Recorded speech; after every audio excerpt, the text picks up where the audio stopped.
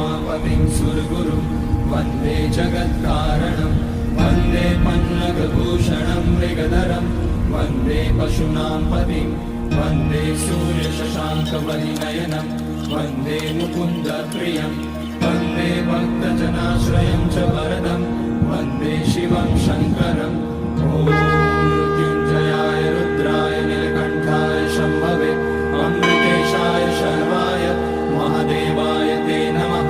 नमस्तेऽस्तु भगवन् विश्वेश्वराय महादेवाय त्र्यम्बकाय त्रिपुरान्तकाय त्रिकाग्निकालाय कालाग्निरुद्राय नीलकण्ठाय मृत्युञ्जयाय सर्वेश्वराय सदाशिवाय श्रीमान् महादेवाय नमः।